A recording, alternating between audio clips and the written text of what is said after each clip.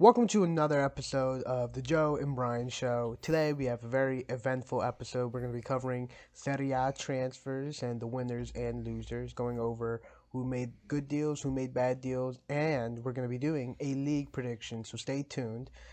I am Brian. I'm accompanied by... Joe. Hey, look, we did it organized this time. Much better this time.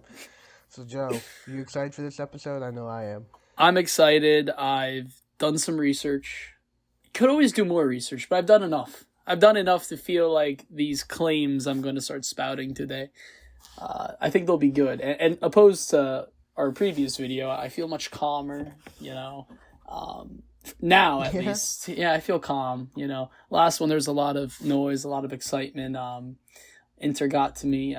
Juve winning got to me. A lot of things got to me, but I am more hopeful after yesterday.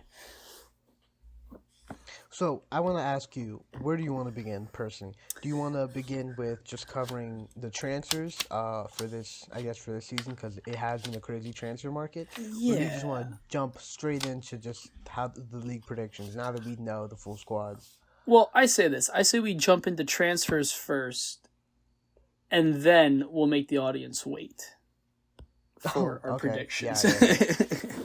Viewer retention. Of course, because that's not something we struggle with at all. So, all right. I got my transfer mark pulled up. I got all the signings here. I say we start right at the top with Napoli. I'm all for it. All right, go crazy. All right.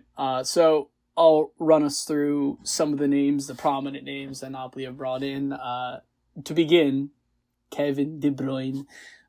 We talked about him a little bit in our previous episodes, but I think on a free transfer for Napoli, this is a great signing. He's already scored. It's been great, and I am so happy to have Kevin De Bruyne in the league.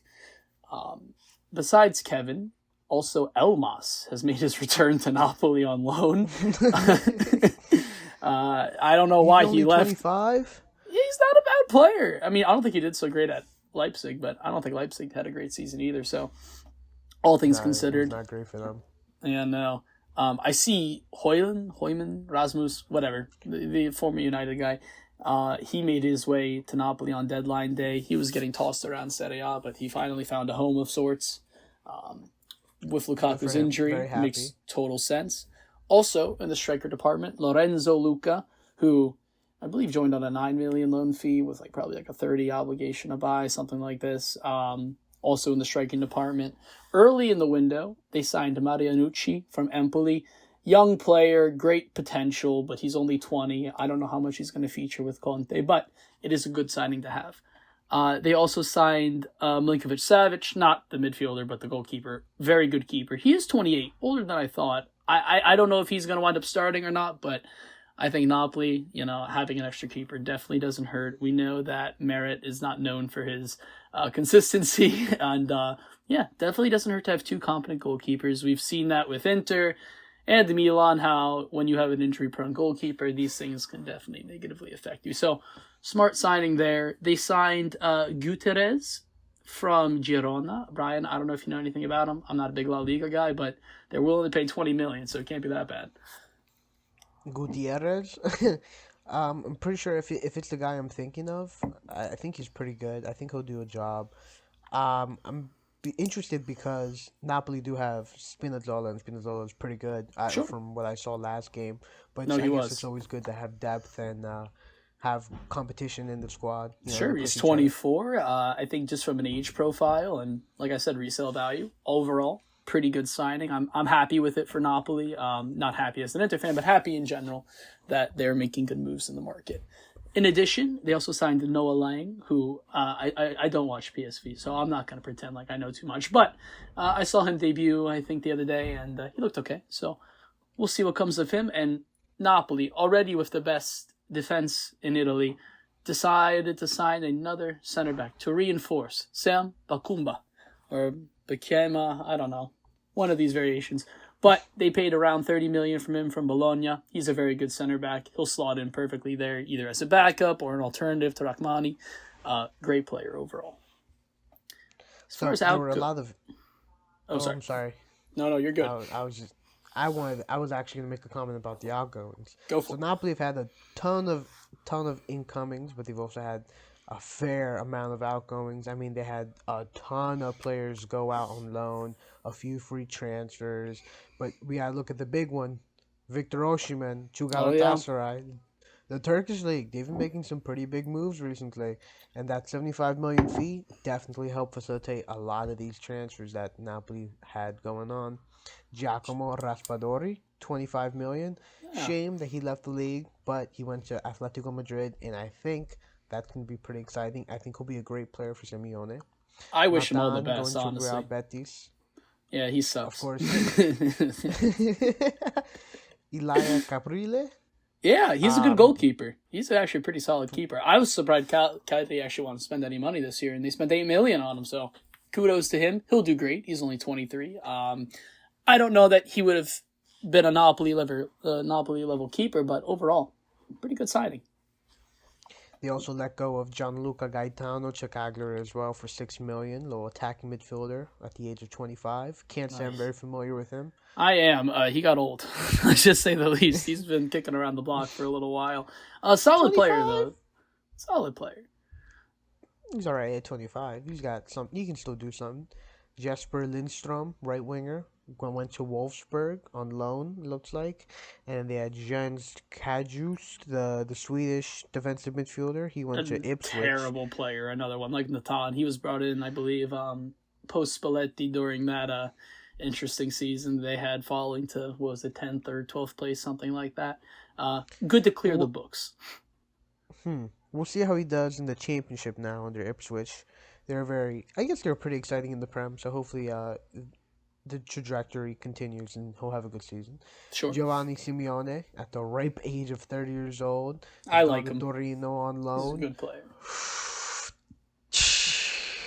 I mean, like, Giovanni Simeone is cool and all, but, I like, think he found his Torino, level. I think he perfectly found his level. I don't know. Torino's pretty low level. I mean, for 30 years old, he might mature and be something pretty okay for Serie A, but Torino, I don't know, man. Torino's not great. We'll get to their market Also, in a bit. Not a good one from them. Also going to Torino was Cyril Ngong, the right winger. Another loan deal happened there. Rafa Martinez, center back, went to Villarreal, and basically we've just got a bunch of loans and free transfers going on here. Not many players that I recognize. A few that I do, but none of them are either really squad players. A lot of youth products being loaned around. Zanoli, he's one that you should know if you watch the league, but he's by no means a prominent player. Just to kind of, I guess, highlight this market, Napoli spent around 115 million, at least fiscally this year. Granted, with loans and obligations, that number can increase. But yeah, 115 million spent with a plusvalenza, so profit coming in of 126 million, leaving them with 11 million in the green for Napoli. Which is very impressive. It I is. gotta say. They got rid of I a need problematic player and really reinforced phenomenally. I mean, great market by Napoli, to say the least. No, I mean, this Napoli team to begin with was dangerous, and they had won the league with like almost. I actually never mind. I wanted to say relative ease, but it went to the last day, It and there were a did. few shaky games in the last of the season, last at the end of the season that could have gone either way. So I think this was a phenomenal transfer market for Napoli. I mean, Napoli always looked like they were going to win the league. Now it really solidified the fact that they're going to win the league. It's just a matter of how far will they get in Champions League.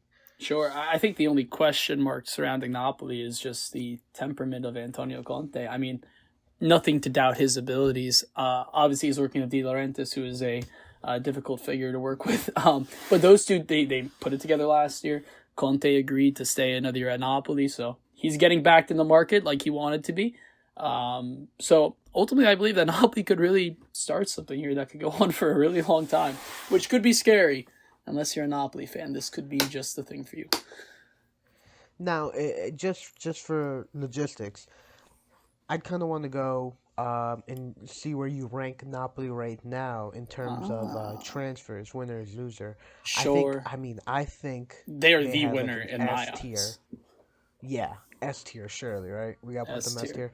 Napoli's S tier. I Phenomenal window, phenomenal players. Not to mention a Profitable phenomenal window as coach. well.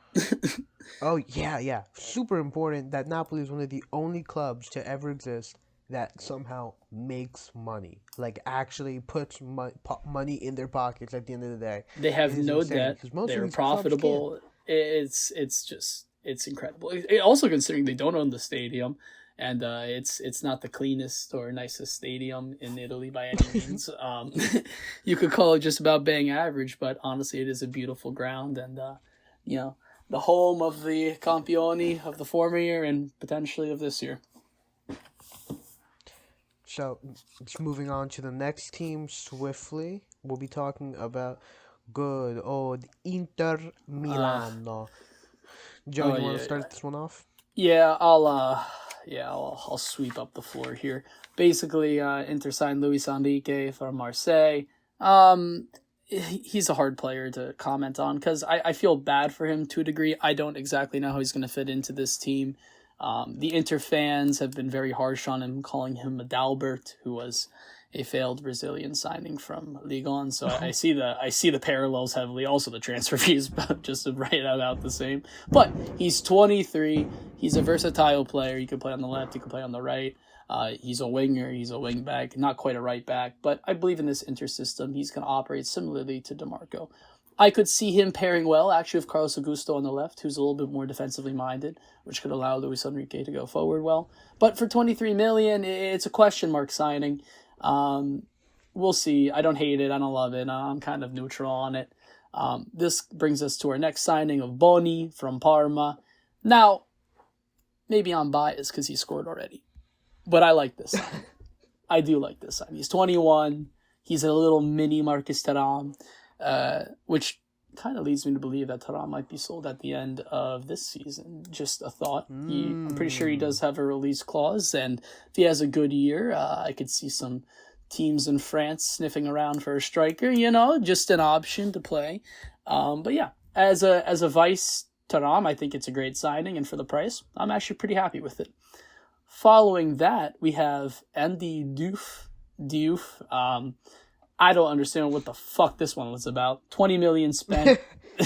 They got him from Lens. He's left-footed. Hypothetically, if Inter was playing a 3-4-3, he would be the left of the pivot.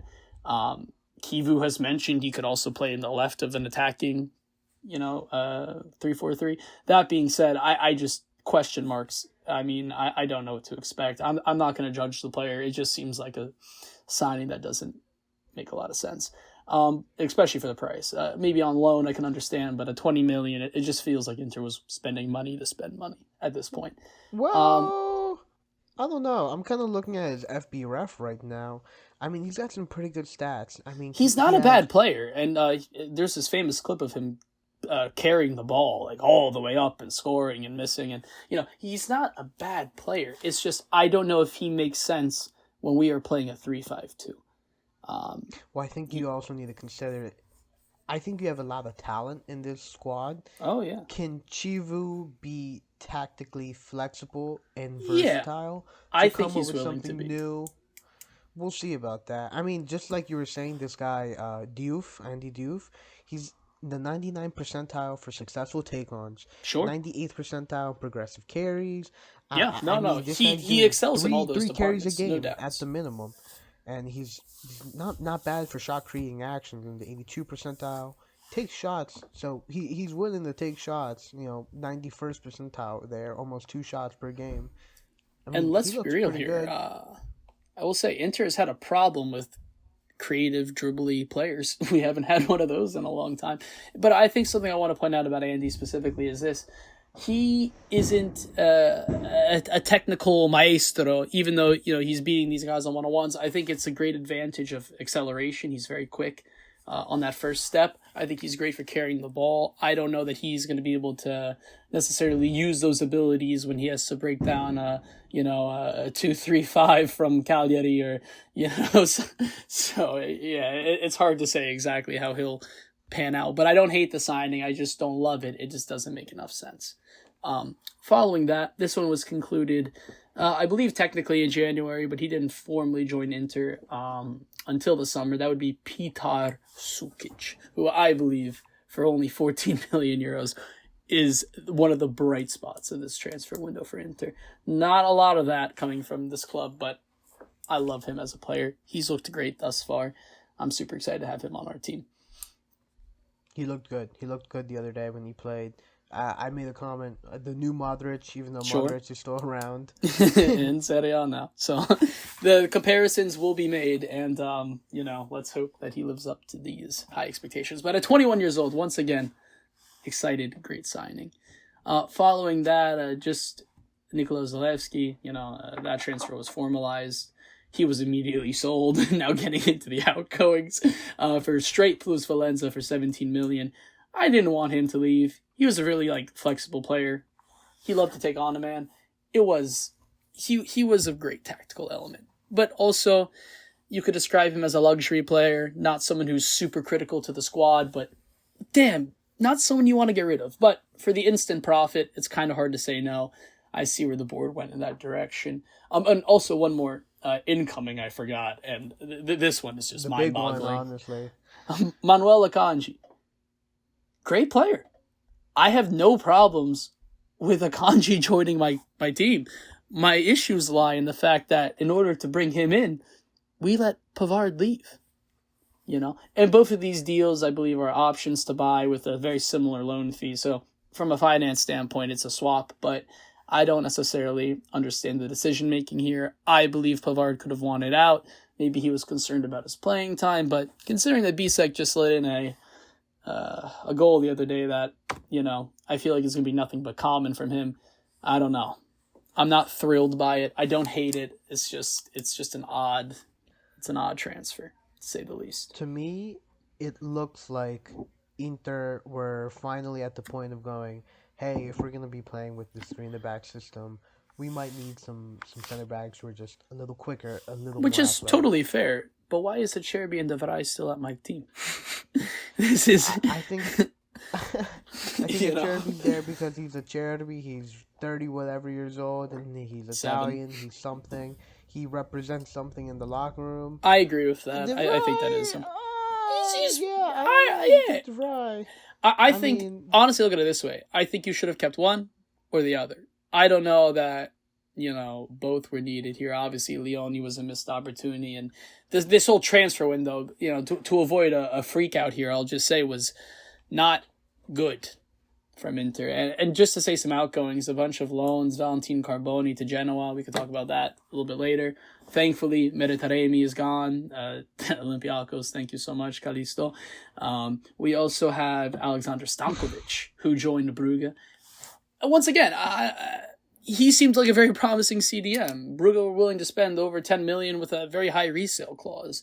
So he does have a buyback one from Inter as well, so I'm not entirely sure if he'll be done and dusted. I mean, considering his father was such a great player, it's not necessarily something you want to let go of, but I understand at 19 they want him to develop. If he develops better, 20 million to buy him back. It is what it is. Finally, Martin Satriano has left my club. That is a great thing as well. Not a bad player, not a great player. Never really lived up to his expectations. Toyan Buchanan scored a hat trick for Villarreal the other day. So I'm sorry. What'd you say his first name was?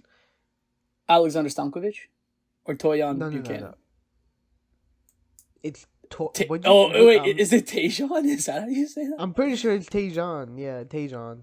All right. Well, Buchanan. The more you know, right? Right. Every day we learn. And listen, guys, luckily we, a lot of these guys are from Serie A and they have Italian names. That's helpful for me. But I'm sure when we get into some of these other signings, I'm going to struggle, but we have Brian here to sweep up the mess. So it's always good to have a sweeper. But that being said, Tejan Buchanan, He was here for a season, left, and like I said, he scored a hat trick for Villarreal. So that's a weird feeling. He should have been being played as a winger, not as a wing back. This is the fear I have of Luis Enrique. I think it was the same idea, same kind of signing, same kind of vibe, but hopefully, I guess this one will work better. Seems a little flawed by the management, but just my humble opinion.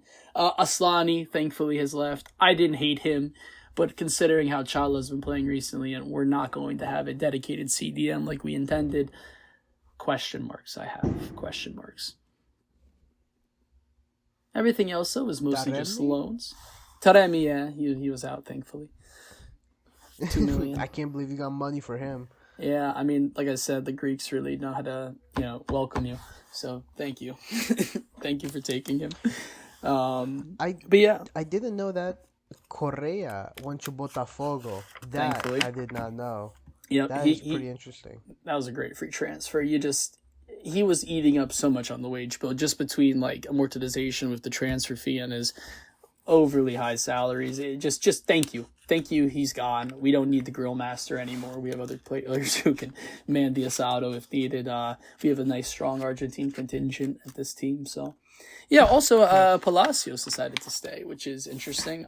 We signed him instead of Leone last summer for about 7 million. So I hope Kivu wants to use him at least a little bit. A left-footed Argentine center back. I mean, I see resale value as long as he can develop a little bit. So hopefully get some time in the games and, maybe there's a general tactical switch here of maybe moving Bastoni to the center or keeping Palacios there instead or doing something a little different. I'm excited to see what happens there. Once again, I'm not just super thrilled about it. Also, Sebastiano Esposito left Inter as well. I feel like I should mention that. A great player conceptually, had a good, 10 goal season last year and now he'll be at Cagliari. So, they spent some good money this window. So, yeah, I have high expectations for both teams. Overall, though, Inter spent about 90 million. They received about 48 million, leaving them with roughly a negative 41 million transfer balance. So, considering that Inter haven't been able to spend negative in probably about 3 or 4 years, just every summer's been sales, doesn't hurt to see a little bit of the red in this team, but I wish the money was spent a little differently, in my humble opinion. Yeah, I gotta ask. I mean, just to me, it does not seem like a very impressive transfer market season. I don't know what the proper term is there. I don't But know. you tell me 41 mil in the red, and I go, okay, that's fine to be in the red. Like you said, Inter's a club known for really focusing on selling and getting their finances in order. So if they spent money this season, it's because they felt like they needed to. And I look at this list of players. There's only two names here that I'm pretty excited for, and that's Sucic and Akanji. And Sure. I am only excited for Akanji because Milan were rumored to sign with him, and then just like that goes to Inter. So I'm not very happy about that, but maybe he shits the bed for you guys rather than us. So I hope not. I hope not. We'll if we have to give a ranking to this, I mean, go through the tiers with me here because I'm just not thrilled with what I'm seeing. yeah, I mean we have S tier, which I think we should Nope. reserve for just top transfers. A tier for good, not phenomenal, but very good. B tier, it's all right. It's all right.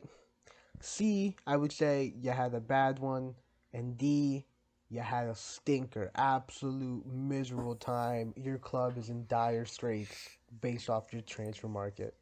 Yeah, I'm throwing us at a C here. I'm throwing I us at a had you at fat a C. B. I had you at a B, and it's only because Boney. I think Boney could be Yeah, something pretty cool, and I think I that like him he and might have Pio. some I pretty think good it's season great. moments. I think it's a great alternative to to Remy and Arnautovic and Correa. I think having both of those young guys is a good thing overall. It is a plus for Inter, but you didn't pay for Pio. He is a youth product who's been loaned out. I mean, just from strictly a financial standpoint, I am not happy. C for me, B for you. It's okay. I also think B, just because I think you set yourself up pretty good for next season's Sure, transfer market. I think there's a you're lot of gonna see loans a that are Cherry become into Fry deals. leave. I think that's also something. You're gonna see this defense get reworked. You're gonna see Sommer most likely move on from us. And like I said, next summer will also be one of transfers. I Inter financially do have some money to spend, and we never spend anything in January. But I think depending on where the squad's at and how Kivu's doing, maybe he could receive some reinforcements, but that will come later in the window. I wouldn't get your hopes up, but I also wouldn't totally rule out the chance of that happening. Okay, 3, 2, 1. Hello, everybody. We're back. Oh, Did you clap again? I'm sorry. Yeah, you said No. 3, 2, 1. So I No, was it's like, fine. oh shit, This we're is clapping. we're including this in there. We're Okay. including this in there. Hey everyone. So basically, to Alright. summarize the previous 20 minutes, my laptop turned off. We're currently on the hotspot, so we'll see how this goes from here. That being said, we're gonna recover Atalanta in grave detail. I'll start from the top with incomings. Brian can take over on outcomings, and yeah. So to start us off here, Nikola Kristovic coming in from Lecce for 25 million. I think this is a great signing. I think to replace Rutegi is not easy, but I think having Scamacca already at the club plus Kristovic is a great choice from Atalanta. Also, they signed Kunuso officially. He was I don't know how to say his name once again. Sorry guys, this is gonna be a recurring theme in all these future episodes. Maybe I'll get better one day. But this deal happened last year, and now it's just the obligation to buy being fulfilled for 20 million. He didn't feature a ton last season, but I do think forward, like into the future, he definitely will get more game time. As we mentioned earlier, Nikola Zalewski from Inter Milan, around 17 million they paid to bring him in. He's a replacement for Ruggeri. In addition, they have Suleimana. I don't know. I don't know too much about him. Brian, Well, it's funny. yeah, Cause what do that's you the got? other Suleimana. We have Suleimana Kamaldeen Suleimana, who's the left Okay. winger, who who came in. But then there's also Ibrahim Suleimane, who came out of Inter Milan, not Inter, of Atalanta to Bologna. He went out on a loan deal. But Oh, it's just funny that there's two Suleymanes who I've never heard of, but they exist. I've heard of the one, but now knowing that there's two is going to change how I speak on them. So I think to avoid complications, I say nothing. Fair, fair. In addition, actually, this is the one I didn't initially detect, but when doing research, I did. Honest Anor, I don't know exactly how to say his name, but this guy, now listen, he was at Genoa. I saw him play a little bit last year. He's a young guy. They were giving him chances, and it's very rare in Serie A to see the youth be granted any sort of opportunity. So if they are, I have to believe that they have the option to grow. Same with Maldini. It strikes me as a very similar side, like Maldini going to Atalanta. It's really young, unproven guys with a lot of talent that could go for big money in the future. So I like this one. Genoa got 17 million for him. I'm sure they're happy. Sure, they're a very happy team. Lazar Smarazic from Udinese. He joined last year. Once again, this is the obligation to buy being fulfilled. I can say the same thing about Brescianini. He actually, I don't know. I didn't see too much of him last year. I know he had like one game where he got like 2 goals. Everyone's like, oh, he's great. And then he kind of died down after that. So I'm not too sure what to expect from him coming into the future. But another option for Ivan Juric to use. Yunus Musa. I guess this is a fresh deal. I didn't notice this one. Yep, yep. Now, This one barely just happened, but it Brian, is a loan deal. yeah, I want you to talk about this one a little bit. Because I haven't seen too much of Musa. I'm not a dedicated Milanisti like you are. So I have to hear. Well, the problem is Yunus Musa is also Americani. He's an American. There's a few Americans in the squad. You know, we have we have Isn't that like a thing? yeah, ching right on the money. There you go. Give him a point. Give him a brownie. Yeah. Yunus Musa. If you ask most Milan fans, the ones that are like the ones who care with their heart, they go Yunus Musa, no, we need him. He's a young guy. He's talented. Sure. He's just you gotta give him a little more time. Just give him a little more time. That's what I want to say. Other Milan fans who think perhaps with their eyes and their brain they go get them the fuck out the squad, and I understand they're I pick upset. up what you're putting When down. I see it. a midfielder should be a midfielder, they should look comfortable on the ball. They should look competent. He doesn't look so all the time. He has his moments. He's super agile. Well, not super agile, but he's quick and he's explosive. And he can beat the man. And defensively, he's shown he's somewhat competent in the last game, playing as like the right wing back. And I think there is a place for him in this Milan team under Allegri, perhaps playing as a right wing back, and maybe an appearance here and there as at midfield in the midfield. Sure. I'm not surprised the deal happened. Am I a little disappointed? No, I'm not because it was only a loan deal. Do I think he'll come back? Honestly, I think so. I For a don't think four he's gonna hit the million ground loan fee, running. though, I feel like that's heavy. I feel like that's a heavy It is fee. heavy.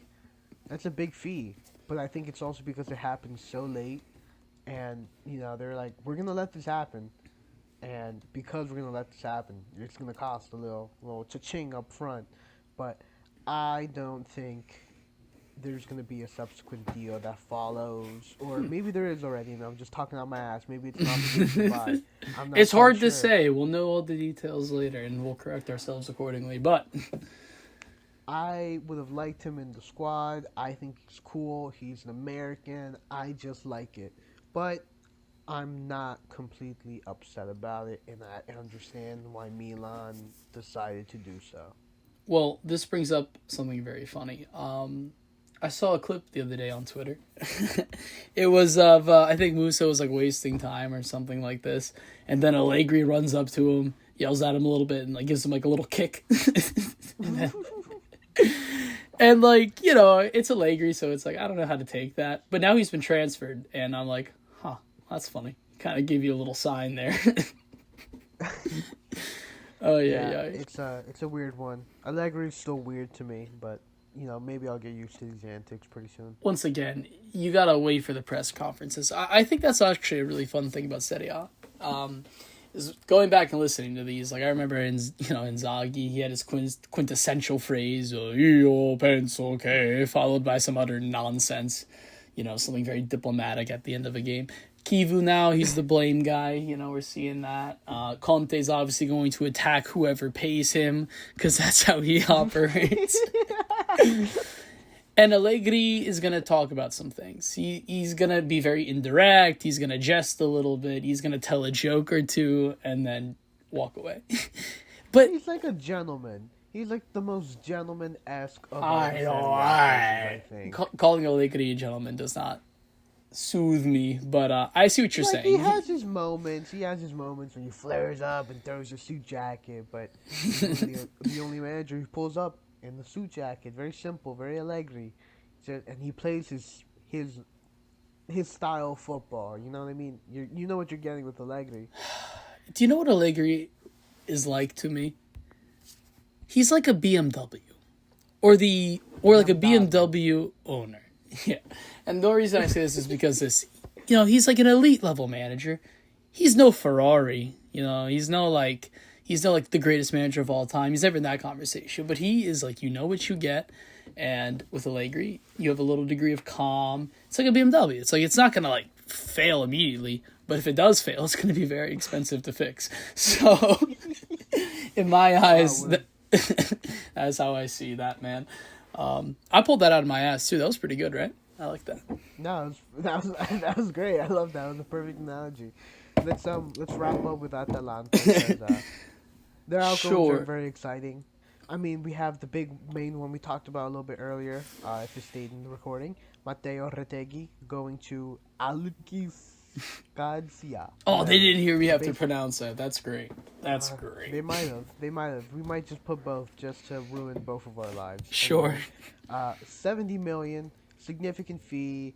I think if he goes to Inter, for example, or Milan, like they put in a bid, it's gonna cost him 60. I think so. Maybe yeah. If he goes across to like the Prem, 50. But it's a big transfer. Atalanta are oh, I guess we'll cover that a little bit later, but Atalanta, big transfer, big out. Like you said, Ruggeri also left to Atletico Madrid for 17 mil. They need a left back. I think they have Galvan at left back. That dude sucks. That dude sucks. I don't Does he? understand how he gets by. I think he sucks. Okay. I'll let you make that But opinion. I don't know enough to say otherwise. I think he sucks. I think just having more coverage is good. Atalanta have had some pretty weird outgoings. Like Musso left also to Atletico Madrid. That's okay. Cuadrado left, but he went to Pisa. Like We'll what? get there. Toloy. Hey, we'll get into Visa. Toloy also 34 years old, but he went to Sao Paulo. And Marco Palestra on a loan. Ben Yeah, Godfrey. he's a good young player. Actually, I think that's actually exciting. I wanted to see him play more. Maybe a one to watch. I don't know. Just throwing it out there. Ben Godfrey, has gone back to the UK. He's That's back good. Not back at, but he's in Sheffield United. That I'm whole curious thing why made they no bought sense. him. Yeah, why'd they buy him? I don't. Or I It's guess, the why'd they same bring him thing in? with Stefan Posh. Like he didn't play. I think he's actually like a really good player too. Like I think he could have sat really comfortably in the back three on the right side for a lot of teams. And then he went to Atalanta for. I feel like he had a falling out with Bologna, and then he never really broke his way into the Atalanta squad. That's just kind of my take. I don't know. I always liked him. Solid player. Yeah, Posh also has left and gone back to Bologna. Kusonu, the Ivorian center back to Leverkusen. Samardzic, as you said, back at Udinese, or not back at Udinese, but at Inter. Not Inter. Where's he at? Who? Sorry. Oh, he's at Atalanta. I'm sorry, guys. I'm losing my mind. Jesus Christ, what is going on? Anyway, and Bresciani. I'm sorry, Brian. I have an update for you if you don't mind me interrupting. Go ahead. Stefan Posh is currently actually at Como. He immediately left that loan and went back to or not went back to Bologna and then left after that. So sorry to intrude. Had to say it. Look at that, guys! You're getting premium content right here. Like we're on top of everything. I'm not catching it. Joe is, guys. We're on top of it. Don't worry. You need someone to call you out. You don't need a yes man. Nobody wants that. We got that relationship. He'll call me out. I appreciate that. Anyway, Atalanta, they had expenditures of 128 million and they had outgoings of 107. So that means they're in the hole for 18 million. That makes sense for Atalanta. 18 million. Now it's just a question of how good was their transfer market. I'll be honest, not good. I think we're glaring over one thing, and I forgot to mention it myself. Lookman. We're gonna have to talk about this guy. I can't believe forget to talk about this. How? This is because like the most important thing. The best way to forget something terrible is to never think it ever happened, and that's kind of how I've treated Adeyom. I mean, I'll circle back to Inter here for a moment. Oh my God, how that could have changed his Mercato. Like, and not to say like because he's some phenomena, but just what it would give Kivu could have pushed us into a way better position. Like even yesterday's game, for instance, maybe he wouldn't have started by any means, but just having a player like that off the bench to use on a tired team, I mean, come on. Missed opportunity. But for Atalanta's sake, here's the problem. He hasn't trained, like, basically the entire summer. He's been out. He's unfit. Okay?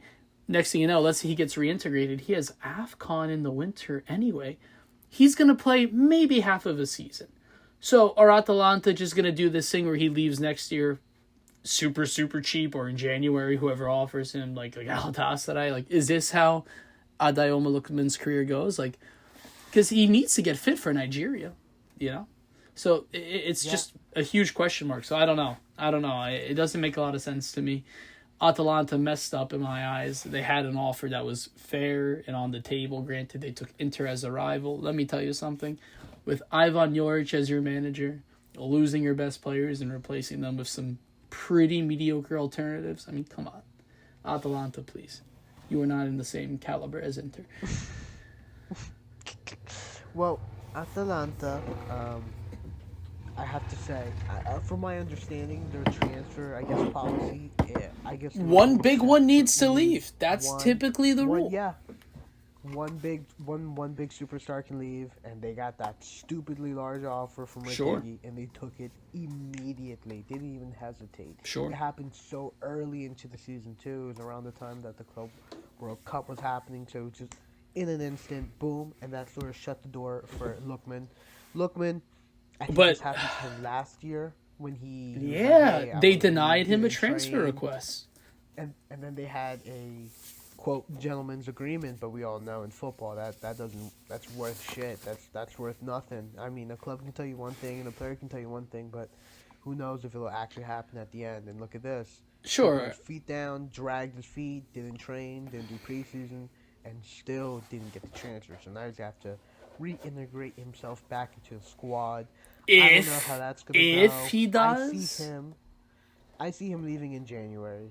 It doesn't make sense for him to stay the whole season, like you said, with Afcon happening too. I think he he tries to needs. get Yeah, something he's not done. gonna play till probably January at the minimum. Because I believe Well, what we'll is it see. Mavcon like halfway through? I could be wrong about that, but I remember it being like a mid-season tournament. I mean, we can check.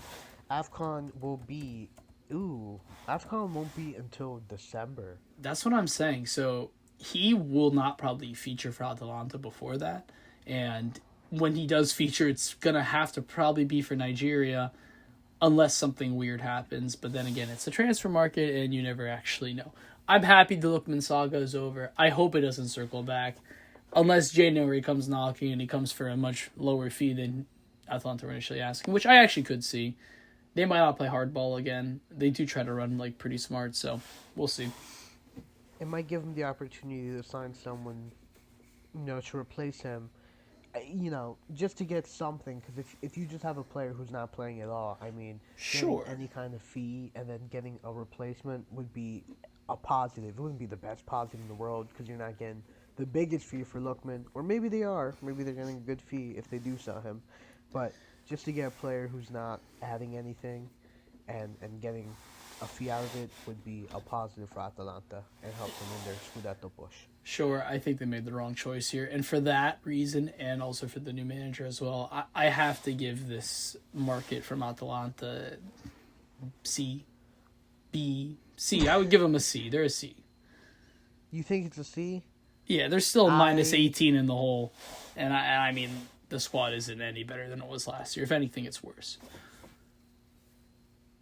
you know what? I will agree. I Okay. think they also had a big downgrade in manager too. I guess if we're looking that, including that in il mercato, managers came and go. That's technically part of it, and they lost a pretty good one in. Um, why was I just about to say Pellegrini? Not Pellegrini. What's his name? My goodness, I'm forgetting it. The Atalanta. What? Joe, help me out here. What are you trying to say? The manager of Roma, Oh, Gasparini. Gasparini. Wow, I just had a big brain fart there. I just couldn't think of it. Yes, Gasparini. Atalanta lost Gasparini. That's a huge fall. Will this Juric guy do anything? We'll see. I'll leave him at C tier for now. Yeah, overall, C.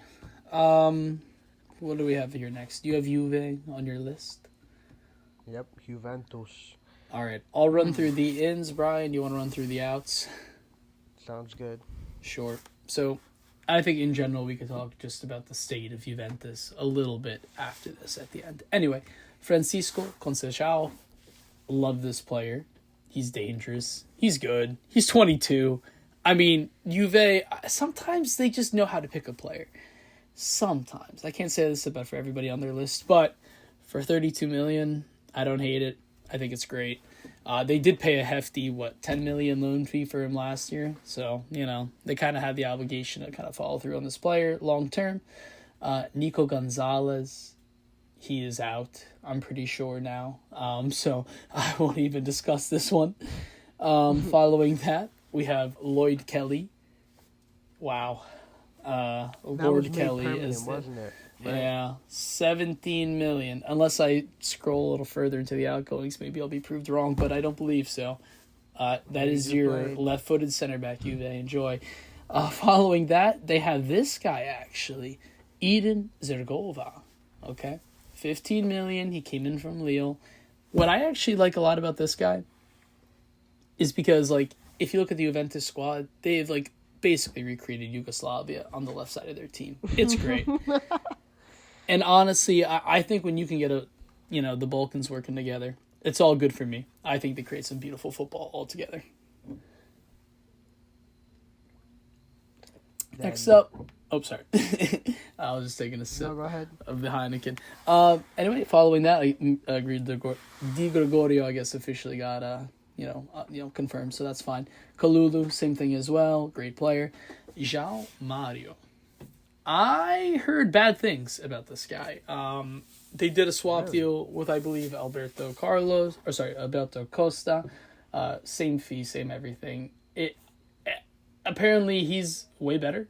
Just according to some podcasts I've listened to, and these people have verified this from some Portuguese, watchers, which I can't say I watch much of the Portuguese league, so I can't comment too much. But overall, a backward step, I feel like, in that department. And whenever I can take it. Yeah, disagree. I've Yeah? been watching Juve play. This João Mario looks pretty good. He looks like he's fitting in really good with this team, and he looks like he might get a couple assists, maybe even a couple goals this season. Well, honestly, I hope so. I haven't had the opportunity to watch and sit and watch a lot of Juve, but overall, I don't love it. I don't love it. We'll see. He can grow on me. Honestly, I just hope he does okay. Like, I don't want to see a strong Juve, but I also don't want to see a weak Juve either. I need them to at least make this derby next week kind of interesting for my own sake. Following that, though, we also have Luis Openda. I like this move. I think this is a great transfer. Everything happened so quickly with this one.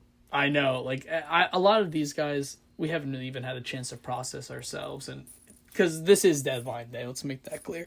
That being said, though, I think it'll be just interesting to see how some of these guys do play out in the long term. Also, just to mention Jonathan David as well. So, overall, from Juve, just in incomings alone, I would say pretty solid market. Yeah, this is a good market from Juve just based off their incomings. I mean, Jonathan David's been pretty good. Sure. Just having the competition, I think, I think we mentioned earlier, has really livened up Vlahovic, and the squad's really, really pushing and looking like a very dangerous team that Well, could perhaps challenge for Scudetto. 137 million spent. It's a big fee. It's a big fee. It and is the it's very largest important. amount spent thus far, at least just in incomings on our list. It makes sense. It makes sense, and they had and that's not even Jonathan David came on a free. You Sure. would think with such a big High fee agent that it fees, though. comes I on. feel like his book value is actually probably a lot higher than what it would seem, compared to maybe like a younger player with some smaller transfer fee. But all in all, like, just on the quality of the signing, I think it's a very good option. So they spent 137. Sure. We need to see what they made, and not that many crazy outgoings from Juve. I mean, Rovella joined Solid, Lazio. though. Same as Juve, He's or great. sorry, same as Inter, just selling, what your academy brings up. But I will say, the Nicolo Rovella for only 17 million is shameful. Juve could have easily incorporated him into their squad. I mean, he's already going from Lazio, allegedly 45 million. The player doubled over one season just starting semi-regularly. I mean, come on. And he played very well in Lazio's last game against. Oh, yeah, Verona. man of the match. Against Verona. Phenomenal. Yeah, Verona. That was a phenomenal game. He was making some beautiful tiki-taka passes. He looked like a Spaniard playing for Barcelona. It was crazy.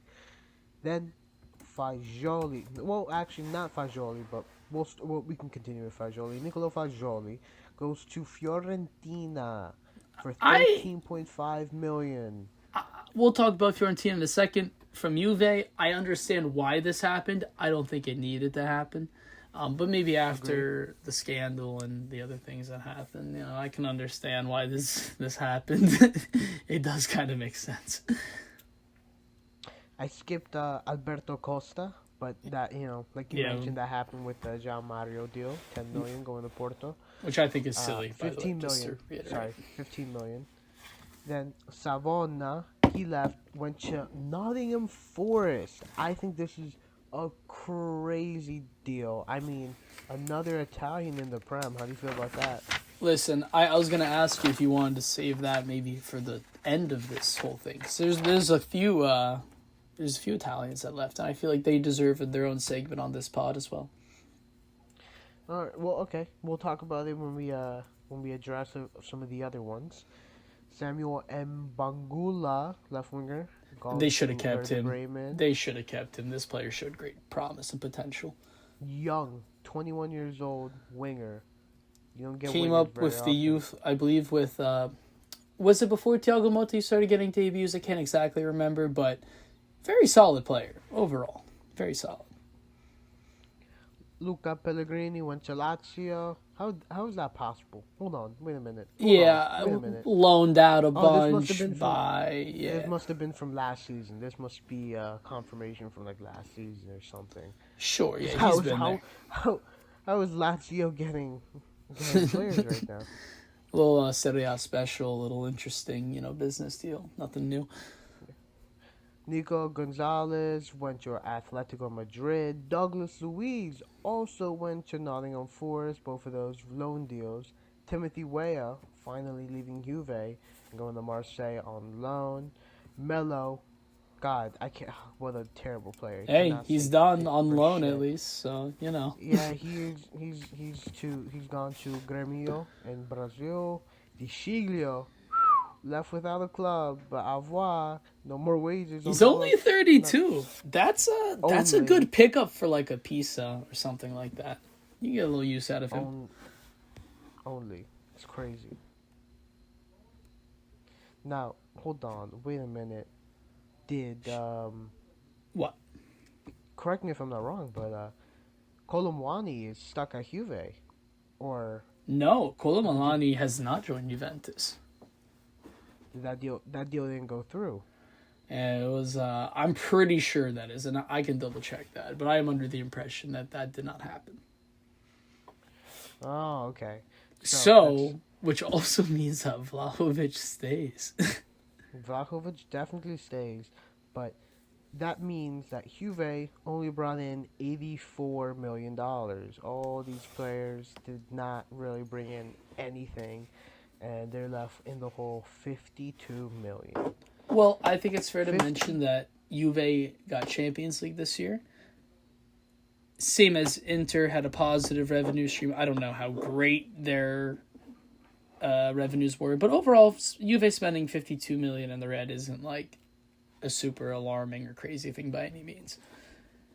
Compared to what they used to do back in the day, I think this is okay. And also, this is what they should be spending. This is Juventus. I mean, like, hold a little respect for yourselves, you know. Roma is the next team on our list. Oh, I'm sorry, Ooh, actually. Where would you want to rank Juve's transfer I season I'm market? looking at this overall.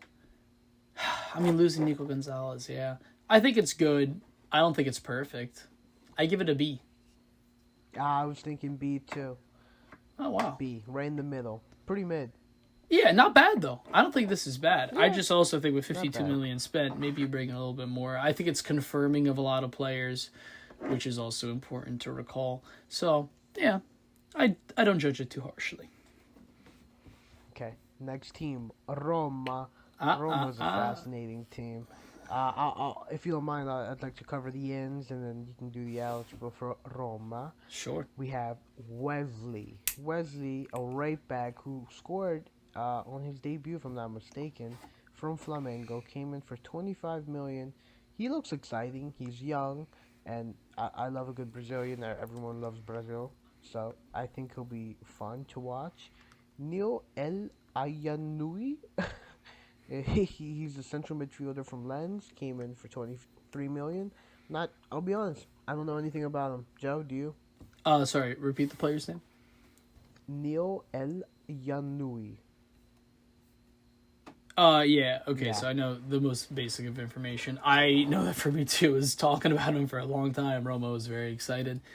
Funny enough, I'm actually an avid listener of the One Roma podcast. I like to try to, tune and teach teams' actions. Recently, they haven't uploaded in a long time, which is super upsetting to me because now my, up to dateness with Roma and how I get my opinions about this club has definitely been altered a little bit. So that being said, I know that he was a highly anticipated player. If Gasparini wanted him, give it to him. Okay, that's it. I think Eel proved to be used. Could be like his Ederson, I don't think that's too far off the point, but once again, we'll see how he's utilized. Okay. Jan Ziolos. Oh God. Yeah. Jan Ziokolowski, whatever Polish center back, is going to a Polish Highly club. rated. Highly rated. I'm not even gonna try to pronounce that Polish club's name. Legia Warsaw. Never mind. Yes, yes, I am. Legia Warzawa. Warzawa. Warzawa. Whatever. Not important. Evan Ferguson comes in on loan, and he's hit the ground running. He looks bright. He looks dangerous. Him and Leon Bailey, another loan from Aston Villa, two players from the Premier League who I think are going to do pretty good in Serie A. This is exciting under a Gasparini team. I would keep an eye out for these two players. Besides that, no other. Oh, I'm sorry. Konstantinos Simikas from What? Liverpool. Another. I Yep. didn't know that He's made. happened. You didn't know that? Simikas. No. He's made his way from Liverpool, another Prem player, all the way to Yeah, Roma. this is Manolas vibes. I love this. This is great. This is my favorite transfer. I want to add one more thing. Gigliardi from Verona. Like Diego Coppola, who left for Brighton, and we'll discuss this in our Italians who left the league this year segment. This is a good signing by Roma. If they give him time and they integrate him slowly, I think this is a great player. He's young too. Yeah, this is a very positive signing and a very positive window, I think, overall from Roma. And so, with that, that brings them to $63 million spent. I look at that and I go, ooh, $63 million. But we look at their outgoings too, and we'll talk about that in a moment. It's not a Sure, bad transfer market so far for Roma. yeah, they're doing okay, but we'll talk about who's leaving and we'll do a total assessment here. Enzo Lefebvre leaves Roma. He didn't really get integrated well. Then again, Roma had a terrible start to last season with a bunch of different managers. Kind of hard to blame his lack of, flourishing in the league. He leaves for Sunderland, just for what about he came in for. So overall from Roma, this is okay. Not a loss, not a big deal. Something you learn from. Samuel Dahl, he went to Benfica. He performed pretty well in the Portuguese league, and Benfica definitely wanted to redeem him, so that's great. Nikola Zalewski, obviously, as we said earlier, he left for Inter, who then left for Atalanta. Very quick overall there. Leandro Paredes went to Boca Junior, and they're able to get a little fee out of him. I think that's nice. Good for him to be back in Argentina. 31, maybe it's a little young, but then again, he probably shouldn't be at a team like Roma with Gasparini at this point. Shomurodov has left as well, it seems, to Turkey. Same with Tammy Abraham and some other guys. Saud Al-Bidaba, I don't know. The guy who came in, basically. Abdul Hamid. Yeah, you got it. This is going to become a compilation one day. He went to Lens, so, he didn't really do too much for Roma, so that's fine. Everybody else here isn't really that Max Hummels left, retired. That's fine. That's all right. Marsh Kimbula to Mallorca. That's interesting. But yeah, besides that, Roma received 50 million, leaving them with a total of negative 13 in the hole. Brian, where do you put this? I gotta say, if you include the fact that they also got Gasparini in during this mercato, I think this is an A-tier transfer market period for Roma. I don't know what you think. A-tier. Wow, I wasn't even thinking that high. But then again, they're leaving with a little bit of a deficit. Uh, what did I put Inter? I put them at C, right? B. Oh, you put them at C. I have them at B. Okay. I'll Yeah, move. I'll move them to C. yeah, move Inter to C for me, please, and then I would put Atalanta very comfortably at B. Or not Atalanta, sorry, Roma. Roma at B. Okay. Where did we end up with Juve? Juve went B. Just B. Yeah. I. Yeah, that's fine. Yeah, that's all good. All right. I'll concede and I'll go to B. Yeah. It's all right. Yeah, it's not too crazy. Not too crazy, but getting Gasparini was huge. Next Sure. club, big one. Fiorentina, baby. Fiorentina, Yes. baby. I like this. I gotta be honest. Like I'd like to talk about Fiorentina a little bit. I'm not a fan by any means, but I actually just very much enjoy this club. They're cool. They have a lot of great players coming from them as well. Breaking, I believe Fiorentina's transfer record is Roberto Piccoli at 25 million. I don't know why they paid 25 million. I think he's a solid player. He's still 24. That's an upside too, but seems like a little bit of an overpay, but all right. That deal happened. Simon Som for 15 million from Parma. This is a good signing. This is a positive step. I think that in addition to Fagioli, who came in for about 14 million as well. I mean, that's a good midfield. That's a young midfield. And for a team like Fiorentina, I think they'll carry them forward. You also have Albert Gudmundsson, who came in for, that was last year, and I guess just getting confirmed here for 13 million. In addition, Fazzini comes in from Empoli. I like this signing. He's young. I've been following him for a few years. Not entirely sure how he's going to go, but at 22 years old, large swing for potential going up. So I love that. I'm also seeing that they brought in Hans Nicolucci Caviglia. That's a good deal. Now, that's another talent let go by Juve, and he looked pretty good at Venezia. So I wonder how he'll play. Probably has a rotational role there, but not a bad thing overall. They signed this kid, Cospo. I don't know anything about him, so I shall not speak. Edin Dzeko. Now, I like this, Brian. I want to hear what you have to say about him, but I think on a free transfer for Edin Dzeko, he'll get you about 10 goals, assists, something like that. God, bro, why is this guy back in this league, bro? Just when I thought he was gone, just when I thought he was away and would stop ruining my day with stupid goals, he comes back, and he comes back to Fiorentina and Stefano Pioli. I think he will get goals. That's the worst part. He's going to get some pretty important ones, too. Yeah. The even more frustrating part is that he's going to come on, score 70th, 80th minute. Yeah, then, I see it. Yep. Something that's going to ruin my day. And, I do agree. He'll probably get...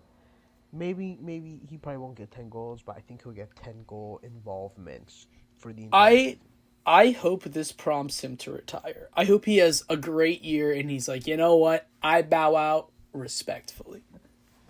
That won't happen. At the age of 39. What is he still playing? Why? Go retire. Enjoy Does life. this tell you that maybe there's just it's not a great time to be a striker? The fact that we're throwing around 39-year-olds, Giroud, Ibrahimovic, these guys were kicking until they were just about 40. I mean, hello? And I don't think this is just an Italian football problem. I think this is maybe a systemic problem in the sport as a whole, but something maybe for another day. I mean, the striker problem, it's real. There's a striker shortage, but just having good quality attackers, there's always a shortage of. There's never enough for everyone. Sure, So with experience as well. Yeah, that's why it's so hard and difficult to get good quality players for a relatively okay price. You gotta fork out the extra money because supply and demand. There's a lot of demand, not a lot of supply of these top players. Sure, and just one more thing I want to mention before we move on to the outgoings for Fiorentina. Matteo Vitti, left-footed center back. I like this. This could work. I think this is a great backup to Ranieri. I'm pretty sure that's how they'll utilize him. And just another name to watch out for. Just while I have him on my mind, Camuzzo. he's going to go to a big team and he's going to go for a fair amount of money. Good player, good option. I really like him as well. Leaving the club, Nico Gonzalez, I guess officially, although that already happened and he's already at Atletico or something, so that moved on. Michael Coyote, I like him at 20. Brentford decided to redeem him for about like 20 million, so that's a pretty good deal. Finally, Amrabat leaves. I mean, Brian, I thought Amrabat left like 20 years ago. I guess he's still playing. I don't know. At 28 years old too. Wow. I think it's just finalizing. I think it was a loan to buy. Then they finally got I hope finalized so. now. Another name I'm happy to leave Fiorentina. Icone. He did nothing. He was here for like three years. He did nothing. You know, so that's and to Paris FC, who don't they got money? Pretty sure they got money. Yeah, they are the most recent team to be bought and be a part of this RB or Red Bull project. So I think Klopp has I think he is specifically running this project at RB. I almost called them RB Paris. No, it's just Paris FC. That's so watch interesting. out for them. They should be actually fighting for some kind of glory in that one league that should not be mentioned. Maybe a video comes out about this club. That's a really interesting topic. Anyway, moving on, we have Enzola to Pisa. We'll talk about Pisa in a bit, but I think him leaving, that's fine, totally acceptable. Matias Moreno, he goes to Levante. Didn't see much of him, so nothing really to say. Ricardo Sotil to Lecce. Oh man, how was he at Milan last year? Didn't play. All right, that's all there is to say about Ricardo Sotil. Cristiano Biraghi. I mean, I thought that happened a long time ago. Joseph Brecolo, he's out. Yeah, honestly, nothing really sensational there. But I will say, in incomings, Fiorentina spent about 90 million here. It's pretty good. They sold about 61, leaving them negative 28. I think this is actually a very good transfer window by Fiorentina. I think and they kept Moise Kean. I think this is something we're forgetting. Moise Kean. They didn't lose nobody, and they reinforced a little bit. I think that's good. A little bit. It's an okay. For them to spend 90, though, is kind of crazy. I think it's okay. I think they spent a good 90 million, excluding Piccoli. In my opinion. Would you do B tier? Who else we got in B tier? Juve, Roma. You see, when I put it against Juve and Roma, I want to put them C tier. No, I put them B, but I say you bump up. I think you bump up Juve in hindsight. Bump up Juve. I say bump up Juve. Once again, we could refinalize all these, but just in their approximate setting. I think it's interesting because I think when you look at a club like Fiorentina's level, size, and status, them being able to spend 90 million regardless of anything is pretty impressive. Compared to other teams, they've spent more than Inter, or just about the same on a technical basis. Obviously, they generated a little bit more revenue than us, but without losing Moise Kean or really anybody super important on that team, I think that immediately makes it a better window, in my opinion. But once again, like I said, with these other teams, we can maybe readjust our findings. So, definitely not last. Next club, Lazio. Nothing really exciting to talk about here because absolutely nothing happened. They just finalized some deals that they had going previously before. They lost to Tuchana. He sucked, whatever. It's fine. Nothing important. My turn. Milan. Yeah, let's hear what you gotta say. Milan.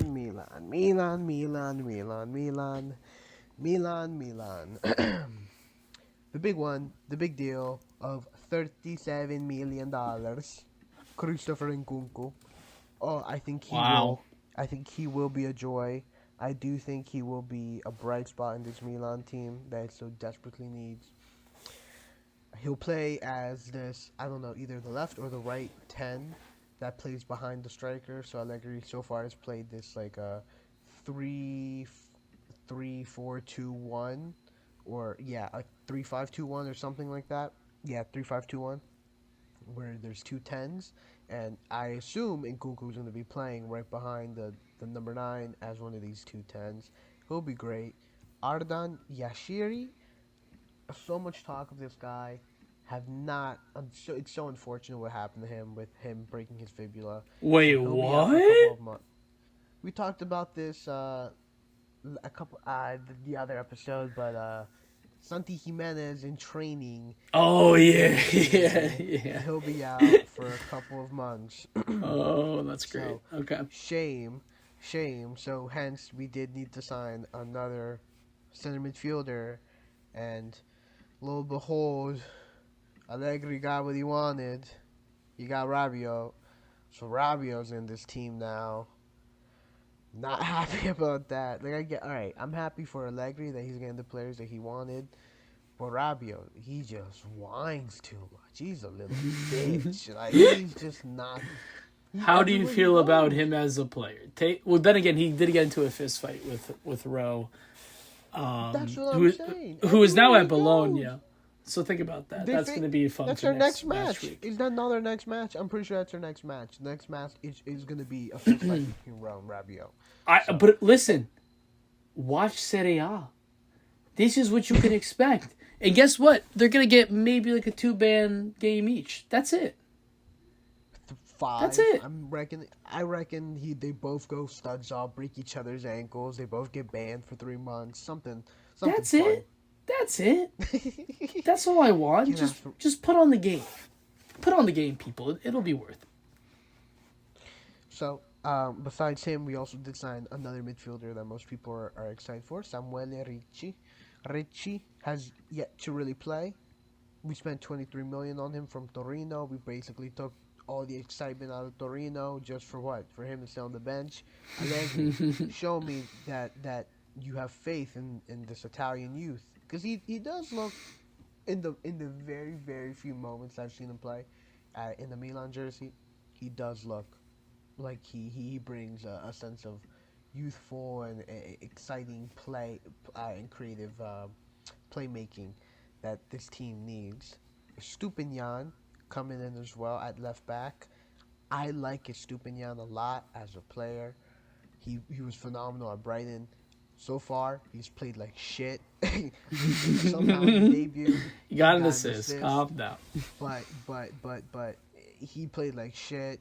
This most recent game, some big fumbles in the first half, but towards the latter end, he really did.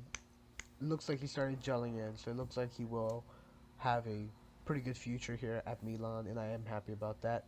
Coney De Winter also came in from Genoa, $20 million fee, 23-year-old center back, center defensive midfielder, kind of. No, right back, right? Right back and Right back, center hybrid. back, ideally. Alternatively, could be a right back. Yeah, coming in. I'm not sure if Allegri had his hands in the pot for this one, but hopefully we do see him. He get was used linked to a because lot of teams. I think this is actually like a really great signing for Milan. defensively we look shaky. So Sure. hopefully he comes in and he is. Good for him to actually get something integrated. good. Yeah. Zachary Atinkame. We talked about him a little bit earlier. Just a right back. Very, very good defensively, but he's not giving you much going forward. I'm very curious how he's going to be utilized. 10 million, though. Terracciano. Substantial. Terracciano goes to Fiorentina. Obviously, we bring in the big Luka Modric, but Luka's 39, and Luka cannot start every game. So that's why it's important we have so many midfielders, because as good as Luka is, he cannot play every game. No. Camarda, he went to Lecce, right, if I'm not mistaken? Yeah, No, should be. Cremonese. No, Oh, Lecce. Lecce. Yeah. Lecce. And that's just about it. I'm sorry, I jumped ahead with the outgoings, but Yeah. that's regarding all the incomings. Milan, they look okay. And I'll say that. incomings? They look okay. In incomings, they look okay. On paper, it looks okay. Yeah. And I'm sorry, they got Nkunku as their striker. Nkunku's Uh, going to be playing as a 10, not a striker. oh, That's the okay. problem here. We So don't they have a what? They're striker. rocking Santi and who else? Probably Leao. Huh. Well, you got Pulisic, so you're still gonna keep your wingers. Is this a Well, 3-4-3 you're thinking in the future? it's a 3-4, no, 3-5-2-1. That's The impossible. twos Wait, three five are two one, 10s. 3-4-2-1. Yeah. You can have a 3-5-3. No, that would be 12 players. No, 3, 6. Oh. I think it's a 3-4-3. I don't know. We'll see how Yes. everybody gets integrated. I assume you would Yeah. play Leao, Pulisic outside, Santi, or maybe Nkunku there. Maybe this is just to provide tactical flexibility. I don't know. Otherwise, it's a weird signing. But I like him. The, I the, think the, this is okay. the wingers won't be wingers. They'll be 10s. Even though it'll be like Pulisic and Salamakers who are like basically wingers. But, well, no. Pulisic is a winger. They'll be playing as like 10s who can go wide and go deep, whatever they need to facilitate play to, unfortunately, only Santi Jimenez. But hopefully Leao as well. Right. Well, I'll say I'll this. go Yeah, I mean, ahead. Reinders, I think I flop between they paid too much or they paid too little. It depends on the game with him. But honestly, he funded a majority of this Mercato. That and Shaw. Oh my God. 55 and 35 respectively. I don't know how Milan got 35 million for Shaw. I mean, that should make Bisek a $50 million player, which he's not. This market's just crazy. But okay, Newcastle, enjoy him. He'll be okay for you. Losing Teo Hernandez for only 25 million, the replacement is definitely not going to live up to him. So that's a shame. The derbies are going to be more boring. I hate him personally, but you love to have a guy like that in the league. So that's a little upsetting for me. Kalulu leaving, that sucks, officially. So there's that. Emerson Royale leaving, that's okay.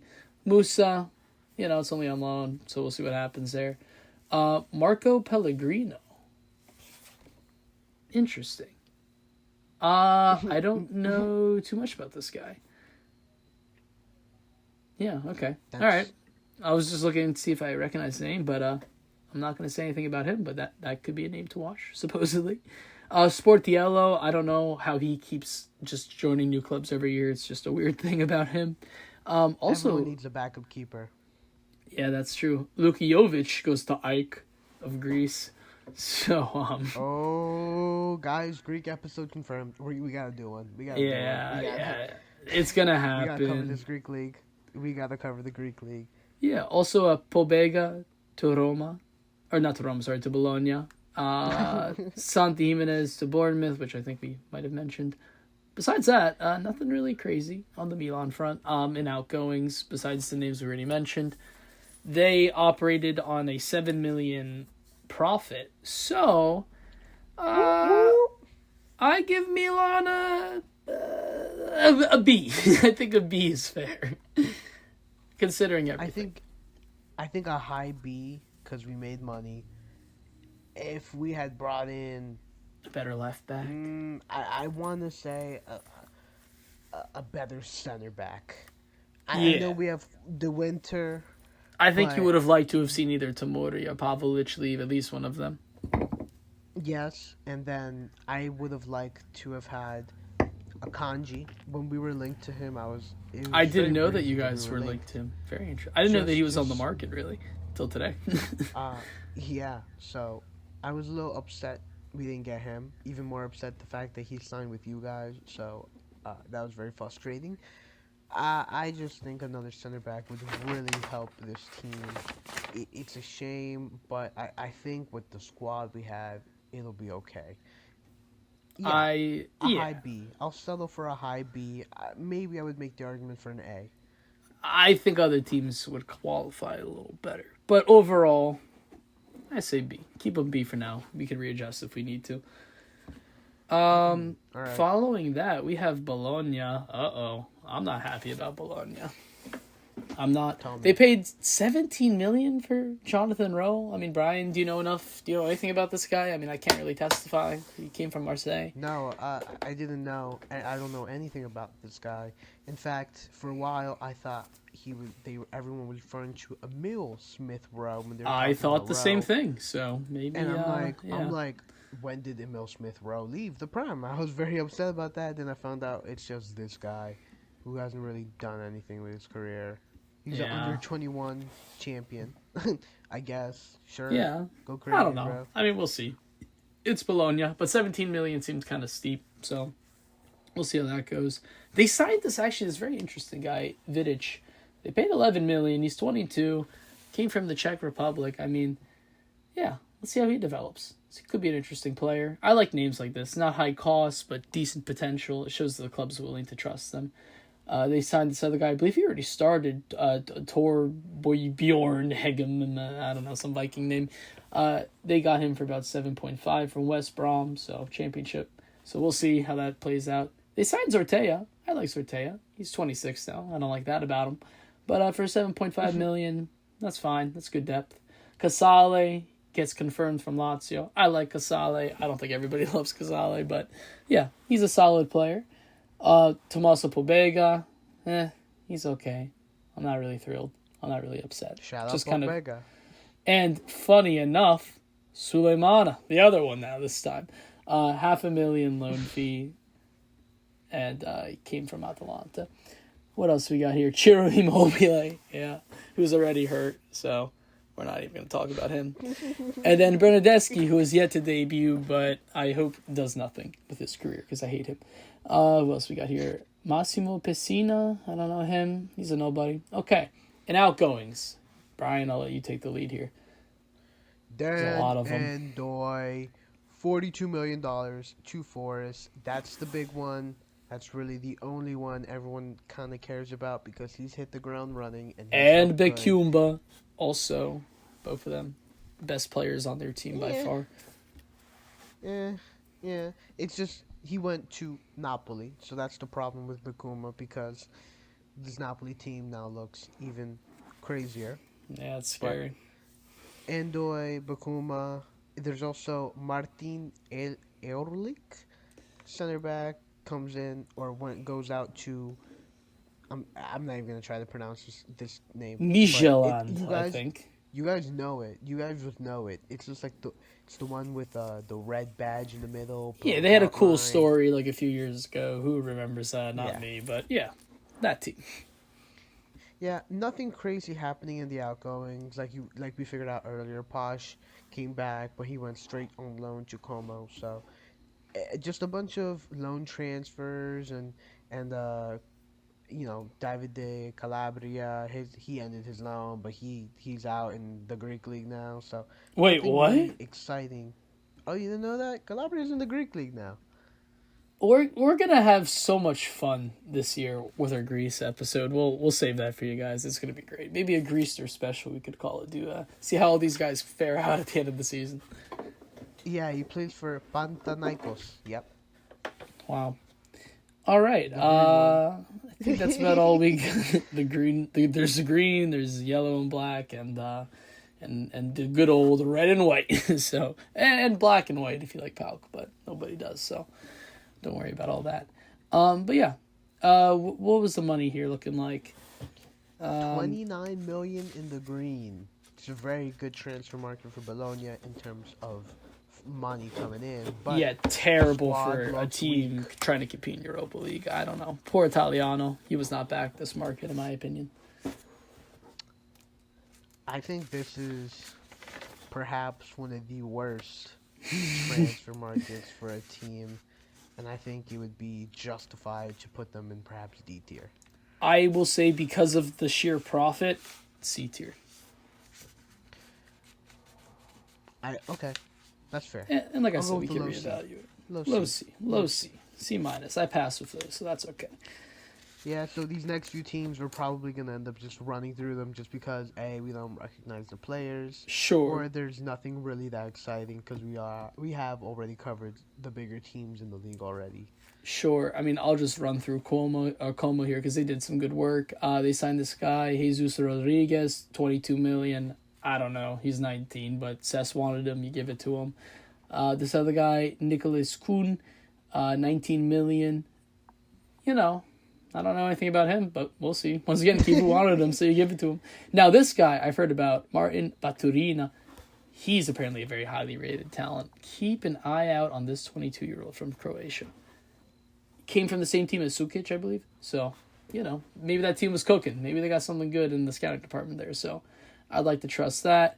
Jaden Adai, I really don't know anything about this guy, but he came from AZ Kalmar, and they're willing to spend 14 million. Can't be that bad. Maximo Perrone, he played for them last year. This deal is just getting confirmed. I think he's a very solid player, so you'd like to see this. Anybody else here of note? I'm going to say no. Brian Alex Valle, do you know anything about him? He came from Barca. No, I'm not. I actually don't know anything about this guy. All right. Rest of that, I'd say not to worry about too much. All right. Oh, Alvaro Morata. Yeah. He makes himself relevant again. Como signed a lot of unknowns for 107 million. Posh as well. I guess we forgot to mention him here. 107 million. I mean, that's a lot. I don't exactly know any of these people. In outgoings, it's 13 million. So they are almost 100 million in the hole. If this was any other team, I'd frown on this market. But it's Como, and I kind of trust the project, so I'll give him a B. Yeah, I'd have to agree. Nothing As the heaviest really... spenders, I mean, before they get hit with financial fair play, because they're not in Europe, they're unaffected by these rules. So they can just spend as much as they'd like until they eventually have a good enough team. It's not typical for a team to spend in Serie A this much money. But Ever, yeah. Como does it because they have very rich owners, but the richest in football. Project. We do trust the project, so I'll agree with B tier. Yep. Next up, we have Torino. I'm going to make this one even faster. Franco Rizreal from Sporting, 4 million. He looked okay besides the 5 mil. He got a pretty good rating against. Who were they playing last game? Can't exactly remember, but doesn't matter. It was a 1-1 or a 0-0 or something like that. Christian Aslani comes in on loan from Inter. I hope they agree to keep him and then sell him for lots in the future, but we'll see how that develops. Giovanni Simeone, I like it. I think it's fine. I think this is his level. This is good. Cyril Ngonge, I don't really rate him, so I don't expect too much. Biragi, I guess, is official, in case that wasn't, for 100K. And yeah, everything else is kind of unmemorable. Oh, Ishmaeli is a solid center back from Napoli, so I'll point that out too. In outgoings, they lost Ricci. I mean, one of the most promising CDMs goes to Milan. That's just upsetting. Milinkovic-Savic, the goalkeeper, as we mentioned, he went to Napoli.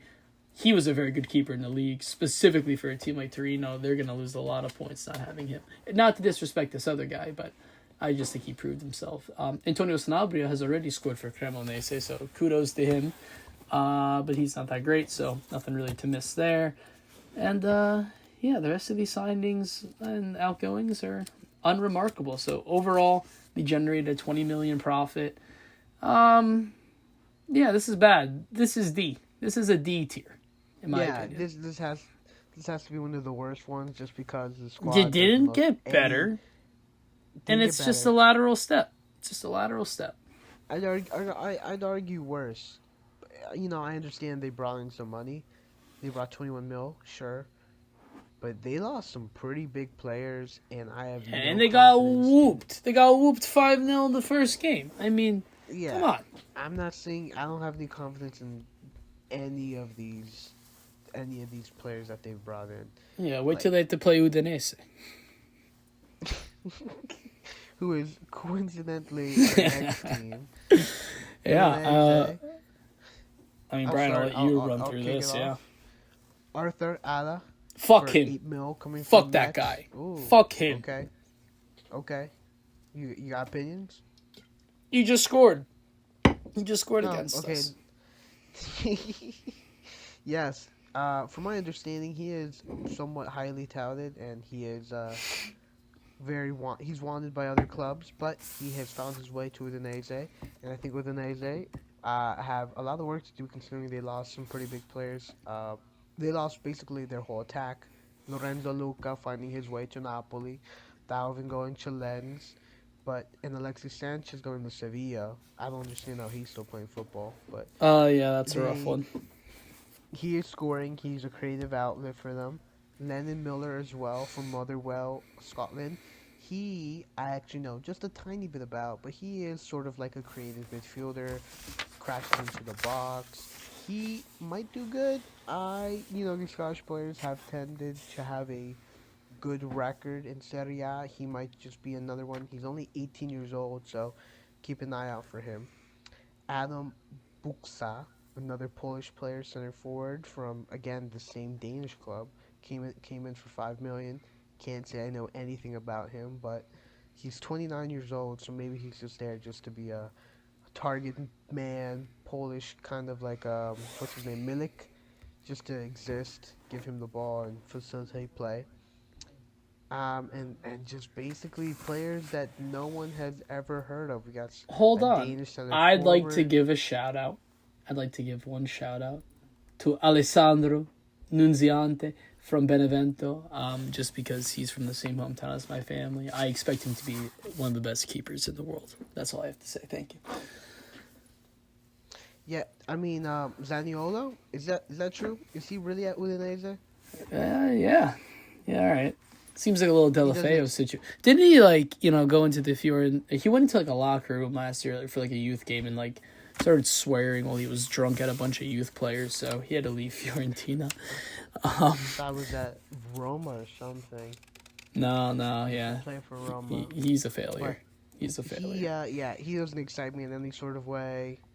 Not really looking forward to him. Udinese, I don't see this as a great transfer market for them, Yeah, I mean, considering add that they another spent 30 million just because the Lorenzo Luca thing's an obligation. Call that 60. Good from a revenue perspective. Out, they lost Biol, 18 million. As we said, Lorenzo Luca, Lazar Samarazic, that deal got confirmed. This Perez guy, Argentinian, 25, went to Porto, 13 million. Good value. I don't think they paid any more than that for him. They were able to get 6 million for Talvin. I mean, that's pretty impressive. I give them a good shout out on that. But yeah, nothing else super remarkable for Udinese. Overall, I'm not very thrilled by this market. Where would you put them, Joe? C. There's worse markets, but it's not good. Yeah, all right, we'll put them for C. All And right, then we got Genoa. next club we're covering, Hellas Verona. Oh, I you're on mean, Verona. I was on Genoa. oh, who do you? Oh, you're right. I also have Genoa. I just completely skipped them. Yeah, All right. this is Anyway, fun. Absolutely zero spent in transfer fee. So zero, nada, zero, nothing. not even anything. So here's what they got. They got a Romanian who's 32 years old. So okay, they got Valentin Carboni, who is one to watch, and we'll talk about that later in a different episode. Keep an eye on him; he'll be good. So that's a good signing. Lorenzo Colombo, also good signing on loan. Both of those I appreciate. Ostergaard, he was at Roma, not Roma. Where was he? He was at Napoli, and he didn't really feature much there. He's been moved around a bit. 25, not great, not bad, just whatever. This other guy, I have no idea. Albert, if you want to try that, you can. But Grombach. yeah, That's something like definitely not that. right. Yeah, the rest of these guys just maybe you could talk about Cornet, but besides that, I have nothing really to say.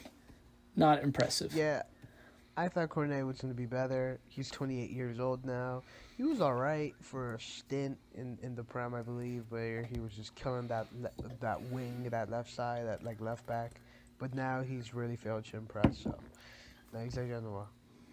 Yeah. Outgoings, they lost De Winter. They lost the 17-year-old prospect Honest. Albert Goodmanson has been confirmed as official. Bonnie left.